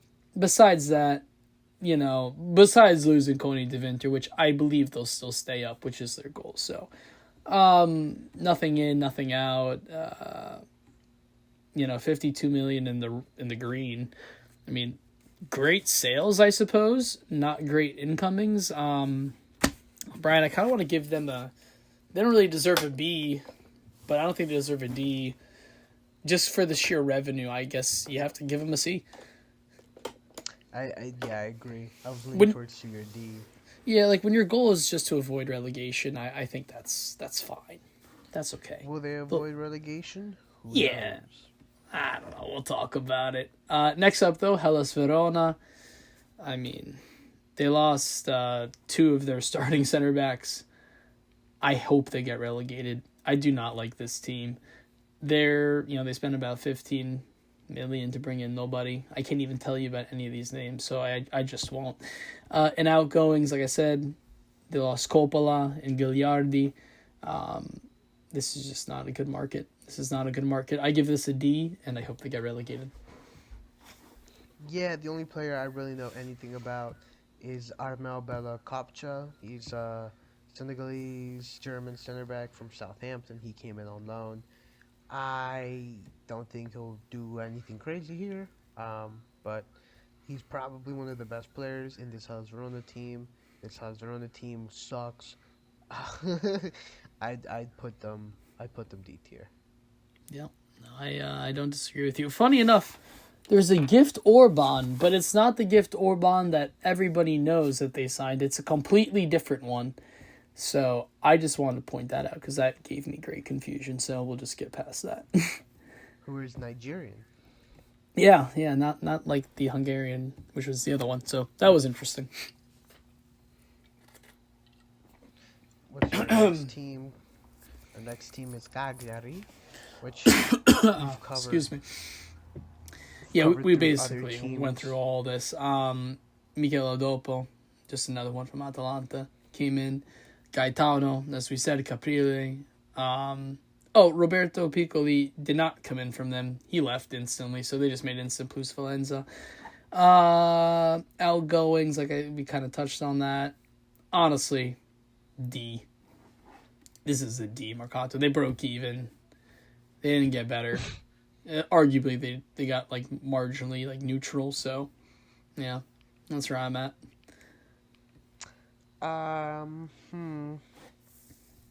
Yeah, I probably would. I would agree. Yeah, it's this hard brings for me us to find anything fun in here. Yeah, I say we just move on to Parma at that rate. But Parma also not that crazy. Well, listen, a lot of outgoings. Leone, Somme, Boni. They actually lost Dennis Mann too, which is interesting. PSV Eindhoven paid 8.5 mil, so that's pretty impressive. So yeah, they're going through a little revolution. They got a young coach. I mean, they didn't look great against Juve. They got a draw over the weekend, so I hope they stay up. I'm not confident. They did spend some money, so, but they still generated 41 million in profit. I give it a C to D, but I'll give it a C because I don't think they were expected to be as good as they were last year. I think you give them a C because they have a pretty exciting manager now. So exciting manager, some interesting players, some interesting guys still on that team.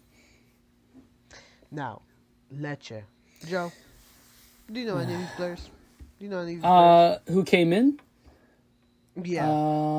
Camarda. That's about I know it. Sotil. Camarda and Sotil. That's about it. Yeah, besides that, yikes. Spend 15 million. Just yikes. On who? Yeah. Sotil was a loan deal, 500K. The Camarda also a loan deal, so you're telling me you spent money on other players? Yeah, I mean, on the other hand, they lost Kristovic and Basharota, who were their two most memorable players. So, yeah, they made some money. I like Lecce. I think they're a cool team. I love having, Southern Italian representation, but all things said and done, this is a D. This is a D Mercato. Yep. Next up, we got Sassuolo. It's a good market. I don't know if it's going to work. They signed Idez, this Indonesian. He's pretty good actually, from Venezia, 8 million as they got relegated. So that's a pretty good signing. This Conde guy, I don't know too much about. They just confirmed the signing of Tariq, who we spoke about last week. Everything else here, it's just not enough. It's not enough in the No, I agree. incomings. But then again, they have a solid squad, just overall. In outgoings, literally nobody. They somehow spent 14 million, which, yeah, this is very just neutral. I'd give it a C to D. Uh, I would. I'm kind of leaning towards D because Yeah, I D. nothing inspires me in this Lazio squad. Not even with the players that they have, really. And I think they might be in the relegation battle. And if you're in the relegation battle, you might have to push a little more to Sure. really secure yourself a spot in Serie A. No, I totally agree. P for Pisa. Pisa, nothing exciting except for Inzola. But the only reason I care about Inzola was because he was in my fantasy team a couple years ago, and he was okay. Nothing crazy. They did get Cuadrado, but Joe, Uh, you have anything else to add here? yeah, Quadrado, Akinsamiro, he's a Inter youth product, so it'd be nice to give him some opportunities, see how he performs. Besides that, not great. And outgoings, not really great either. I don't expect anything from them. They spent 11 million. That's not really enough. I give them a D. Yep, yep. Pisa, D tier. Now, for a surprise for maybe our listeners here, Cremonese. Brian, before we even get into the transfers, I think this is an A. I think this is an A tier for a relegation team, considering who came in and what they have and how they're performing. I think equally important. A's high. A's high, Well, and I may agree with you. I'm not quite sure, but I do agree that Cremonese have had overall a pretty good mercato because they look like a threat. They look like a threat, sure. and they've proven it so far. That it really does look like Cremonese have a promising thing going on, and they might be a threat to every team in the league so far. Sure. I mean, I think Aldero, as far as goalkeeping options go, he's really solid. That'll help keep you up. Basciarotto, as far as relegation center backs go, he'll keep you up. Giuseppe Pizzella, not a great player, not terrible, but about Serie A level. I think this is also a good signing.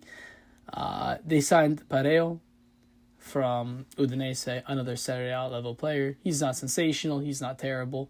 Bondo from Milan. I think he actually has a lot of potential. Very good He'll signing. play. Filippo He'll play pretty Terracciano, good. also from Milan. Very solid Scored the signing. other day. Yep. Everybody else here isn't super special. Silvestri as a backup keeper. Jamie Vardy. That's a vibes signing. He was already getting mogged at the airport, so that's cool to see. Zerbin from Napoli. He had an okay last year. He's no one great. He's 26 at this point, so what you see is what you get. Mussolini came in as well, so from Lazio. So yeah, that's that. Shocker. Yep, 14 million spent. Outgoings, nobody you're gonna know. Maybe Felix Afenijan. So yeah, that's 3 million in income. Transfer record minus 11. I think they brought in some cool names. I don't think they spent a lot, which I think is also pretty interesting. I think they'll survive relegation, and under those circumstances, I think that this is A tier. I will accept B tier, but it can't be any worse than that. I think we do B tier, and I would like Juve and Roma to be in A tier. All right, so how about this? Now we've gone through all the teams. Run through the list. Starting at the top, S tier, Napoli. Hands down, the best mercato out there. No argument there. A tier, I have Juventus and Roma.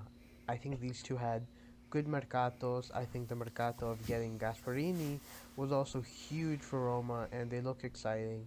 Will they put it together? Will they prove they're a big club? Maybe, maybe not. It's probably not possible. But I think it is so far was a good mercato for them. In Okay. B tier, I have Milan, Fiorentina, Como, and Cremonese. I don't know how you feel about that. In C tier, Inter, Atalanta, Bologna, Udinese, Genoa, Parma. D tier, Torino, Hellas, Cagliari, Lecce, Sassuolo, Pisa, and obviously Lazio. Well, I'll agree with these updates. I think it's fair. I think having the visual cue would help my mind a little bit too. But that being said, yeah, I won't disagree with you too much there. I agree.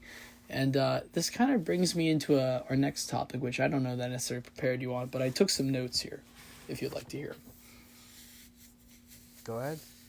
Sure. So I calculated not calculated. Let me rephrase. I went on Transfermarkt, and I found the net spend for the various leagues in Europe. And just a few notes I took. The Premier League, their net spend was minus 1.5 billion. This is including incomings and outcomings, minus 1.5 billion, with 3.5 billion spent in general, which is staggering. Now, Serie A, the next highest league amongst the list, had a negative 88 million, that is, right? So, you know, zero point 0.1 billion in context, with 1 billion spent. So they spent a third of the amount, relatively speaking, and they had a 15th of the expenditure. I think that is just a fascinating number to take in. And I think it's kind of important just to not necessarily harp on the issue, but just to kind of mention all of these leagues besides the Premier League financially are just in a very different spot. And I think it's kind of hard to hear and to see. And the reason why makes total sense. I mean, Serie A, these teams that own the stadiums, they can barely get television rights in these various countries that have huge populations, India as an example. I mean, yeah, it's a failure in that sense upon the league. I still think it's beautiful. I still think it's interesting. I still think it's competitive. But when you're looking at the money spent, I think it's important to mention. Well said. Yeah, not much to comment on there. Just pure numbers for you. No, very, very interesting take. And you do make some important points that Serie A does not perform where it should. Similar to also like the Brazilian League. The Brazilian League produces great talent. It's Brazil. Sure. But they have a marketing issue. I mean, I can't watch a Brazil game or any kind of Brazilian team play just because it's just not. No one streams it. No one wants to show it. Sure. And Now, if I was living in Brazil, hell yeah, I'd tune it. And they have a really popular domestic market, and I think that's important. But as far as marketability of the leagues go, I think you're right. It's just not accessible. all right, guys. So now that we've gone through all the transfers, I think it's finally time that we can sit down and say how we feel about the league and where everyone's going to finish positionally. So we're Sure. going to start from relegation all the way up to Scudetto. Joe, who do you have as your bottom three teams going down? Sure, and I think one of these is just a great hope for me, but Verona, I hope they get relegated. I hate Verona. They are my least favorite team in Serie A on any given year, so arrivederci. Next up, I have Pisa. I'm unconvinced, and same goes for Lecce. And I don't want Lecce to get relegated, but unless Camarda's going to have like a 20-goal season, which he's not. He's 17 or whatever, so yeah, that's kind of my take. So I also coincidentally have the same three going down. I have Pisa. This was Verona, not cross-verified, Lecce. everybody. I want to make that clear. Yeah, no, Joe and I have no idea what each other have. So that's funny that we both have the same teams in relegation. Sure. Now we honestly probably have a lot of similarities throughout our team. Sure. I'll start off with the low table, so positions like from 17th to like 12th. I have what would be like 17th, Genoa. I think they're just barely gonna escape.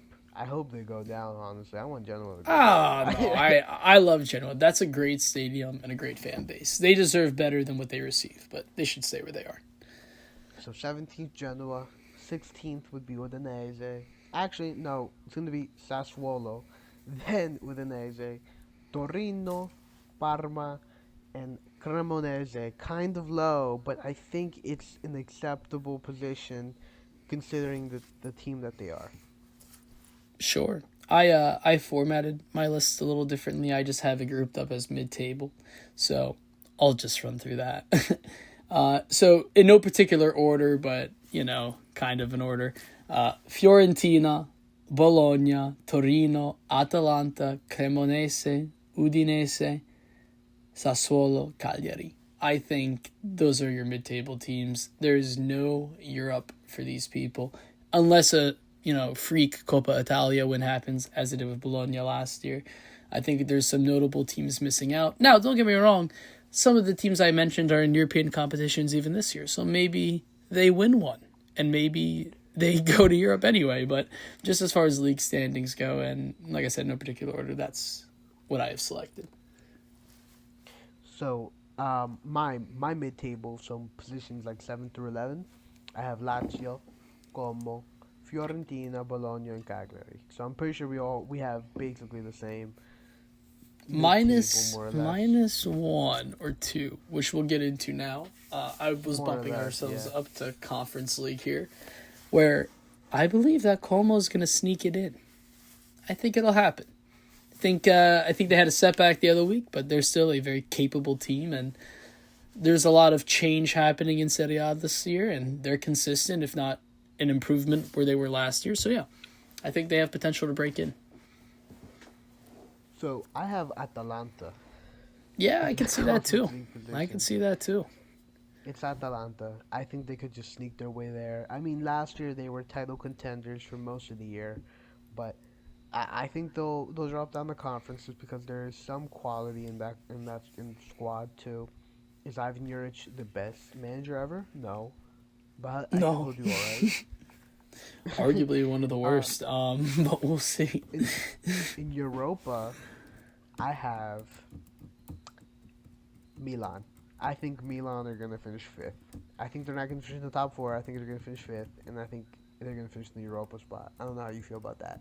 Sure. I mean, so I put two teams in for Europa League. I'm accounting one being a Coppa Italia champion, which would theoretically have it inherited to the next team. So I'm just gonna say two. I have Juve and Lazio. I have Juve and Lazio. I think Lazio actually they convinced me of that Verona win. I think they could get their shit together. As one of the few consistent teams in the league from a coaching standpoint and a player's standpoint, do kind of have an So, advantage. so who do you have as the cup winner? Lazio, surely, right? No, I have Milan. I have Milan as our Coppa Italia winner. So I don't know. There's no shot. There's no shot. It's Lazio Allegri. finish in Europa. Not Conte might not want it. He might rotate. It wouldn't surprise me. Kivu will go balls to the wall and fail. But but Lazio don't finish this high up the table. There's just no way. It's my hot take. I feel like it's possible. It's just my take. I don't No, know. We'll see. It's a not long possible. season. It's not possible. Not possible. No, no, no, no, no, no. Yeah. Lazio, not possible. Well, Laziale, ma che fai? I respect the Laziali a little bit. Next up though we have Champions League. So who are your three for there? So, finishing in 2, 3, and 4th, starting from 4th, Roma. I think Roma are going to get there. Yeah, Under Gasperini, they're going to be exciting. sure. In 3, I have Inter Milan because I think Juve are going to snatch it from them and finish in second. But I, you know, I think Juve are a good team. Yildiz, Jonathan David, Vlahovic, that's probably one of the best three front three trio. If Igor Tudor decides to play a front three trio, Conceição too, I think this Yeah. team is exciting. Inter looks a little flat, and it's Chivu's first season in charge. Will he finish the season? Who knows? But Who knows? I think this is going to be what our top three is, and obviously, as the Scudetto winner, Napoli. I have the same thing there. Napoli. Where did you have Milan finish? Milan in fifth. Yeah, Okay. I think the top six is actually just super hard to call this year, except for Napoli winning the Scudetto. I have the same thing. That is by no means a surprise or a shock, considering everything we've discussed today. I'm pretty sure we're the only S tier that we had. Yep, they were the only S tier too. Well, there you go. Yeah, that makes sense. I think that's the story, though. I think this is Serie A. I think I hope Roma can get Champions League. I hope Juve don't. I hope Como gets something, but I also wouldn't hate to see Fiorentina win a trophy. I wouldn't hate to see Bologna win a trophy. I mean, I think the league needs some winners here, so I hope for the European competitions. All right. So that's been a very exciting episode of the Joe and Brian show. One Our of our longest longest yet. episodes. Yeah, 2 hours. So it was longer than I expected, but I'm glad we covered all the content because we've been dying to cover this, and so Sure. it's just good to finally get there and finally talk about it. Anything you want to add, Joe? Yeah, no, I would just say stay tuned. We're currently hitting an international break. Hopefully, this video will come out in the next day or so. So you guys will have some entertainment in the off time. That being said, though, I think you should expect more content coming in the near future. I'm definitely interested to do a ones to watch, Bri. I don't know about you, as well as some other topics I'd love to cover as time goes on. Also, there's Champions League draws, so we won't get into that necessarily today. But there is definitely plenty of time throughout the season to talk about all these wonderful topics. Yep. So stay tuned, guys. We got some big things planned up ahead, and I'm really excited for the direction that we're going with these things, and hopefully you guys are interested as well. So don't forget to like, comment, subscribe, all that good stuff, and we'll see you in the next one. Awesome. Thank you Ciao. for watching, everybody. Ciao.